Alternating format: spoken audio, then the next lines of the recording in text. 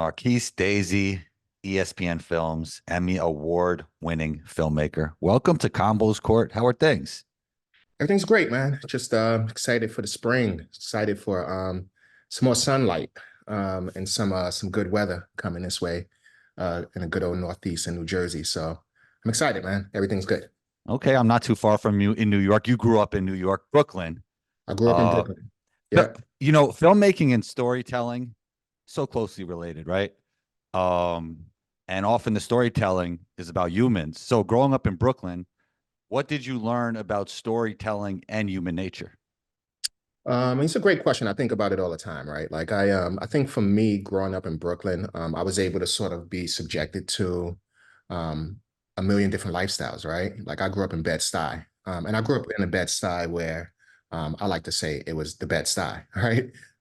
Before the sort of development of it in its current terms. But I grew up in a situation where sports essentially was everything, right? Like that was the outlet for kids in the summertime. Mhm. Um, and really sports were really like the way out for a lot of kids. So in terms of like storytelling, like I was able to just kind of like pay attention to um, sort of what people around me were doing. I was fascinated by the single moms who were taking their kids to school every day, making ends meet, by the neighborhood heroes who were sports stars and celebrities within their own right, within community, and just life in general, right? Just kind of like being in that bubble known as Brooklyn and, getting to Manhattan was just kind of like this privilege. You never really left the borough. And I think within that, I started to develop this gene for storytelling. It was like figuring out what was going on in my own world, but also curious as to what was going on outside of it. And I think, like, that's kind of where the storytelling sort of gene started from. It's sort of just being in this bubble when I was much younger. I think that's where it all sort of comes from. Paying attention to people is so important in that regard. Do you think it's harder? We're living in a digital era for people to, everybody's on their phone all the time. Is it harder for people to pay attention to their surroundings, pay attention to those people? Because you seem to have so much curiosity growing up in Brooklyn. Yeah, I mean, I would say it's you have more exposure to people's lives now and Hmm. social media, but I don't think it's necessarily the true gauge of like what's going on with people, right? Like I think for True. me, Yeah. growing up, like I used to take a lot of symbols from being on the New York City subways, right? And I used to look at like older people, and again like the single moms, and look at like just different type of people, and I was just always curious to know what's going on in their world, what was it about their expression? Like, sometimes you could just see people exhausted from work. People have stress on their faces and some people are happy, right? And I was just always curious to know, like, what was going on in their households, and what was going on in their worlds that was able to make everybody so different. And I just always was curious like that. And I know probably fast forwarding a little bit, but I ended up being one of those kids who left New York City as part of like the Boys Club of New York scholarship program to go to prep school. And that Hmm. just opened up a totally different world for me, which was like the antithesis of like what Brooklyn looked like in terms of like Right. people didn't look like me. So, it's just, I think it's all sort of rounded into the same sort of path in a funny way. Let's get into one of your films, The Dominican Dream. Yeah. High school basketball was so different back then, and this movie was about Felipe Lopez. How have things changed from your perspective, just working on that movie? Obviously, you lived it as well. You played high school basketball yourself Yeah. and seeing what it is now. I mean, it's funny, right? Because that film specifically was directed by John Hock, and I was a producer on it for the Mhm. network for ESPN. But I worked really closely with John Hock, and you know, long story short, I've known John Hock for a really long time, and I think we were just fans of New York City basketball in general, right? Like, so I grew up. We talked about it, but I grew up in Brooklyn, New York. My older brother Darrell used to play for Boys and Girls High School back in the days. That's where Kurt Washington went and all Right. of the greats, right, out of Brooklyn. And And it used to be called Boys, right? it used to be called Boys High. Yeah. But when my brother was there, it was Boys and Girls High. And that was our zone school in Brooklyn, right? And for me, like I used to go with my brother to basketball practice every morning, just like, obsessed with being around the team and obsessed with like New York City basketball and playground basketball, and things of that sort. It was really playground basketball before we knew the term playground basketball in a lot of different ways. Um, and then, when I started to get serious about basketball, at some point you just started to hear about this phenom called Felipe Lopez. Right. And it was like, it was a phenomenon to us because he wasn't native to New York City. Now he became loved in New York City because I think, he ultimately became a hero of Washington Heights, which is like largely 100%. Dominican. Right. But I believe, and you could correct me, you would know better than I do, but I believe he was like the first high school kid on Slam Magazine or Sports Illustrated or one of Think those. so. Yeah. But he went to Rice High School, I mean, right? he was literally getting compared to Michael Jordan. Oh yeah, I mean, he was like Yeah. this grown Yeah. man grown man playing against boys in a sense. Right. Right. I just remember like his game was so polished. It was like this guy who could barely speak English, and he was just so good. So when that opportunity came around, when John Hawk was directing that film, and I jumped on the board as a producer, I had a like intrinsic knowledge of it Hmm. already. Like I remembered that time, and we would just kind of like go back and forth with ideas on like, how to make it better. But also just like I just would share my memories of like what that time was like. It was crazy. Yeah. Like, uptown in the Bronx and Gaucho's gym and Felipe was just, I mean, he was he was doing his thing back then. And that was, Stephon Marbury to this day is still my favorite basketball player ever, of anybody ever. But he was right before Steph, like right before Steph, I believe. And Felipe was the guy, right? He was just something else. And it's appropriately titled The Dominican Dream because he was like the first of its kind for sure. Yeah. Is there still another movie to be made about Steph? I kind of feel like he got game is like lightly influenced by like Steph Curry. I mean, not sorry, Steph Curry, Stephon Marbury a little bit. And Oh, yeah. obviously there's been a bunch of documentaries. Is there still a movie to be made on him? 100%. Like I think about that almost every day. I kid you not. Okay. And that's with all respect to everyone else who's done those films. Right. And I know Cootie and Chike, fabulous filmmakers who did a film on Felipe on Stephon Marbury as well. I think there's a story to be told from my vantage point in terms of like a kid growing up in Brooklyn watching that whole Mhm. phenomenon. And I mean, Steph was it. He was Yeah. it. I mean, he was the guy who would jump 3 feet off of the ground and shoot his jump shots. He 100%. was quick. He Yeah. was fast. He had that part up the middle of his head. He was from Brooklyn. Yeah. He, And people say New York City guards can't shoot. He could even shoot it with range. He had he could do everything. it all. He could do Yeah. it all. Like he dispelled a lot of those myths. Like he could actually shoot, right? Like Yeah. we were all quick. We were all quick. We could all Right. hit the ball, but like he was a little different. Like he could shoot the ball, and he was always playing in Madison Square Garden. So if you grew up here, right, this is before the Brooklyn Nets were a thing. Mhm. If you wanted to watch pro basketball in New York City, you had to go to Madison Square Garden, 34th Street. Right. And I remember those PSAL championships where Lincoln would go, and the whole borough would go against like Robeson High School. Like it was fun. Yeah. But there is a story to be told on Steph, I believe, especially in the maturation of his life, and what's come full circle. But I think the real story is right in Coney Island, Conrad McRae, the Marbury brothers, the Thomas family, that whole Yeah. the projects, right? That's the story to me. And I think there is a story to be told when he's ready to tell it.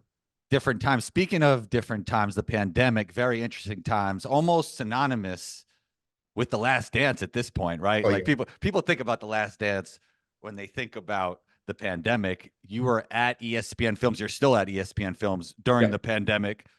What were those times like for you and what do you remember about them? I mean, those were scary times. Those were also exciting times in a sense, in terms of like the work that we do, right? Like, I mean, you got to remember, right? Like we were driving to the gas station with blue rubber gloves on. Everyone Yeah. thought the world was ending. And in a sense, it was ending in that moment, right? But also people were idle, people were home. And I think as a network, and also as a brand, the 30 for 30 brand, we felt like we had this film in the workings, The Last Dance on Jordan, right? And Mhm. that season. And there was no better director than Jason Hare, who also did the Fab Five. He and I did Bernie and Ernie And you together. and you have a close relationship. With Very Jason, right? close Yeah, relationship with yeah, Jason. Yeah. right, And we did so he was directing that film during the pandemic. But I remember like it was sort of staggered. I remember when like episodes 1 and 2 were airing, I might be off by an episode or two, but like when a few of the episodes were airing, he was still editing the back end of it. So it's like when the world would see that first episode 1 and everyone was super, super excited about this product and it was nostalgia. I mean, Michael Jordan, right? It was right, right, fun. right. With background, Jason had all of this pressure to get the remaining episodes done. And then also us as a network, right? Like there's no one that you want to trust more than that guy to make films. But also it's like once you gave him episode 1, people were looking for episode 2 through. And Jason was just like a machine in the background making it happen. And we all had our hands on it, right? Like, I mean, from a creative standpoint, he created that film. That's his film. But from marketing, from placement, from the politics of putting together a film, all of that stuff was still happening in the background.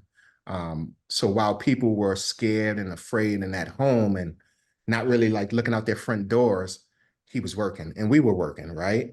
And it was just such a pleasure to kind of see that thing hit the air every time because we knew the work that was going into it. Like it was crazy. It was unbelievable. So I learned from you and Indy that there was episodes not even made yet when the first 2 episodes were released. Yeah, I mean, I wouldn't say they weren't necessarily made, but they weren't complete for sure. Okay. It's like they did a lot of shooting, and a lot of that was in a can, right? Like it's almost like a very talented writer. You have all Right. of these ideas on all of these notepads, and you're still putting it together, but it's not complete. Okay. That's kind of like what was happening. And I believe like they even went out and did a couple more interviews while some of the episodes were on the air. So they So weren't. So they weren't edited, right? no, they weren't completely edited. Wow. No, Okay. Okay. no. Yeah. Yeah. And if you know anything about television, it's like it takes a while to edit, right? It Right. Right. takes a while. And Especially from home during the pandemic, oh, right? yeah, a lot of it was from home. I think they were at a post house as well. Okay. You got to remember, like the Wi-Fi was down. Well, Wi-Fi wasn't down, but like we didn't have all of this like fancy stuff that we kind of have now, Right. where things are much faster. We were sharing HD files over over internet. Some people had dial-in. It was nuts. It was crazy. A lot of sleepless nights to make that thing happen. Yeah, and I think that's one of the marvels of sports television or television in general. That's a story to be told about just kind of like how I think till date it's still the highest rated ESPN documentary ever. Yeah. Um, and it wasn't even totally complete when it was on the air. Like it was insane. Greatest sports And doc. the note process too, right? Yeah. That's lengthy as well. So Yeah. although you're editing in the background, you still have to like make sure all parties or the editing parties are on board. So it was a task for sure. Greatest sports doc ever. Greatest sports is up there. Is up there. I mean, I got a couple very subjective, right? Last Dance in terms of nostalgia, absolutely the best one. In my opinion, entertainment factor for sure. My personal I have a couple favorites that are great. I love the OJ film. Everyone Hmm. does. OJ Hmm. Made in America. I love Benji by Cootie and Chike. Great movie. I just thought that was like that was a Brooklyn story in itself, right? Like it Right. was Yeah. tragedy, right? I mean, there are a few that were just like really, really, really good, but those are some. I mean, Duke Lacrosse, Fantastic Lies, was another one that was really good. Rodman from For Better or Worse. There are a couple of them that were really good, but I think, listen, Michael Jordan is Michael Jordan, right? There's only one of him, and star factor, like Yeah. that thing it's going to stand the test of time. And it's certainly I would say that OJ and the Escobars are the 30 for 30s that people or the ESPN films that people will remember for a really, really, really long time for sure. Staying on the Last Dance for one more moment, is the story of Michael Jordan a sad one? A sad one. I wouldn't call it sad. I would say that like it's one that people are still curious about, Mm. right? Um, I think in a lot of ways it was a little too short, Hmm. um, his career. But in a lot of ways, it was perfect, right? Like that little break that he had, I think gave people a bigger appreciation for him that year or two or whatever it was that he was off.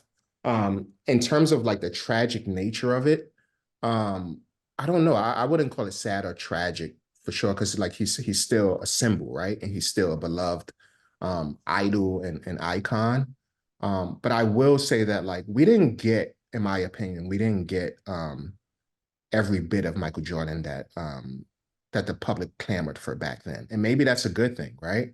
Like Yeah. that's what a good teaser trailer is. You leave people wanting more. Yeah. I think that if Michael Jordan were living in the same world that LeBron is living in, Oof. perhaps he'd be remembered differently. Like there was a mystery about Michael Jordan. I think there's a reason why X many years later, people are still wearing his shoes. Like they're the same shoes over and over and over again. And it's because like there's a mystery about him. I don't Yeah. think there's any other shoe that could repeatedly come out again and again and again and sell the way that does. Like it's never going to happen again. And there Yeah. will be people who are more popular than Michael Jordan. We've seen it, right? Tiger Woods, perhaps LeBron James, but like there's a mystique about Jordan, man. It's that symbol, man. It's something about it. Yeah. It feels like this story is going to continue with Pippen, Longley, and Horace going on a tour. Yeah, I have like a group chat with a lot of my college friends, and that has been a topic. Scottie Pippen's separate initiative. Um, you know, everyone has their own story, right? But again, Michael Jordan is Michael Jordan. He's the guy. He's the guy who will be around a long time. So, Yeah. but everybody has a story, right? So I'm curious to know what Scottie Pippen's story is for sure. Yeah. It seemed like in the last dance that he wasn't, well, Jordan wasn't happy that he got the surgery at the time he got the surgery. And, there was that thing. And that's not all of it, obviously, but that's what it seemed like. That was a focus of the last dance. It felt like. Yeah, I mean, I think a lot of it was just really from the vantage point of Michael Jordan's experience, right? And I think, again, like this is all subjective, right? Like it's like people remember history differently. Um, 100%. and I think everyone's spoken out honestly about like Scottie Pippen's role and like, what happened with his career and things of that sort and their relationship. But I think The Last Dance was great for what it was in terms of like highlighting that area of it all. Is there more to be said? Perhaps. And I think that's what Scotty's doing right now, right? But um, yeah. I think a lot of it was from Jordan's vantage point. Yeah. What are your thoughts on the evolution of sports docs? How do you think things might change moving forward? We have AI now. People's attention spans are shorter. Will there be shorter docs? Like, what do you think of it? And what are you putting into your own craft to stay with the zeitgeist or create a new zeitgeist? Yeah, no, I think in terms of the craft of sports documentary filmmaking, I think we're going to see a lot more before Mm, we start seeing less of them, right? Like I think people are enamored. I mean, sports yeah. stars outside of like our parents, sports stars are like our heroes. Whether or not they ask the athletes ask for it or not, they become our heroes. I have a almost 7-year-old son who he's talking about Ronaldo and like what type of cars Ronaldo drives and like, Mm, he's obsessed with Steph Curry and Travis Kelsey and all these guys. Like, so these become like their heroes. And I think it's going to be more and more ubiquitous. Like it'll continue to be like in front of us. I think these multi-part series that we're seeing have been a thing that's been very, very popular. I think there's a sort of shift, or there will be a shift to go back to sort of one or two sort of documentaries within one subject at a time, rather than like, 5 or 6 or 7 series documentaries. But I think that I think we're going to see a lot more sports documentaries moving forward than we expect, right? Because like people are just again like they're fascinated by the stories of these athletes, they and want more. They always want more they information, more always want access. more. Yeah. Yeah. And think about it too, like we've never been this close to athletes. They've never been this like easy to touch, right? Like they're on social media, they're sharing who they are. Yeah. Um, they're giving us a sense of like their character, how they grew up, where they're from, um, and just also like what's going on in their minds in between games and in season. And I think people just want more and more of that. And I think for that reason, like we just want the content. So it's an exciting time for the brand, but also for sports documentary storytelling in general. Yeah, I've been watching 30s for 30s for so long, and to me, like 30 for 30s are like the Jada Kiss of sports docs. Like you never heard a bad Jada verse, right? Like I never seen a bad 30 for 30, and honestly, most of them are absolutely fantastic. How has the ESPN 30 for 30 series stayed so dominant for so long? It's I think staying true to the fan, right? Like I think that's the big thing. I think we always just try and like pride ourselves on doing what we call like the definitive work Mm, within a subject, right? So we want to be like the last documentary that you see on a subject. And I think if you stick to that principle, you know, you're gonna continue to resonate with the fan. But I will say that like it's exciting that there are like so many other outlets out there, right? There are a lot of people and a lot of companies doing films, and it forces us to step our game up for sure. Um, because then, like, there becomes the question of demographic, right? mm. Um, Yeah. what does the 25-year-old want to see? Do they want to see Mikey Williams and like how great he is on a court, and that type of thing, or do they want to see, the Sean Kemps of the world, or whoever it is? And I think there's a balance, right? And I think like it's forcing all of us to like rethink what the public wants. But I think for 30 for 30, standing on a principle of like evergreen storytelling and being a definitive work has been a secret. It's been a formula that's worked for us. But also like, when you think about it, like the 60s, 70s, and the 80s, like a lot of those stories have been told already, right? So now Mm. you're graduating in the 90s and the 2000s, and it's like there's a bunch of stories out there and they're up for grabs. And that's the exciting part. It's like who's going to grab what story, how they're going to be told, what director um, is going to tell those stories, and how do you give those stories wings, like once people get their hands on them. So um, it's exciting, yeah, but it's the competition makes everyone step up and want to tell that best story and also work with the best storytellers too. Yeah. Marquis, what are you working on? Anything we should know about on your end? Yeah, I mean, there's a bunch that we're working on this, and some that haven't been announced. But one thing that like I'm really excited about is there's a film that's directed by this guy Ismail El Amin. He's native to Ohio, but the subject is on Butch Reynolds, who is kind of like this forgotten Olympian sprinter from late 80s, 90s type. And he had a faulty drug test Mm, back then. And this is sort of the story of that and how, way before we were thinking, that's a film that's coming really soon, okay. June 9th, uh, Okay. which is going to be a lot of fun to watch. And so I would say like that's the big one that like I've been working on. But as a brand, we're excited about a lot of things that we're doing like Brittany Griner Oh, oh, as yeah. original as an original initiative, which is going to be also fabulous. And I think that one has been announced as well. So there's a lot coming up, man. Yeah. Look, you got some good stories. Hit me up, man. Like we're always looking for great stuff. Oh, Um, I want to see a newer Pistol Pete doc. oh, Mr. Pete, the Godfather, man. The I hand. mean, you think there's still a story to be told, or there's been enough already on him? There's always a way to tell those stories again, but from a different vantage point, right? Yeah. Um, we got to figure out a different lane into it. Um, I'm not sure that there's been a documentary done on him at all, really. I'm sure Remember, there have been. remember when ESPN used to do like the shorter ones? There wasn't 30 for 30 yet, right? But they would Yeah, sit a whole people down for an interview. I mean, Pete had one of those, but I don't think he's had a longer one, you know? got you. Yeah, I mean, I'd be curious to know like whether or not the NBA Entertainment has done some stuff on him. I'm sure they have because they have that good old archive over there, and they have that vault of S- footage. Speaking of archives, how many 30 for 30s has there been at this Over point? 100. Like I've Wow. lost track. I think we're 115-ish. But Wow. it started out as just 30 films commemorating Right.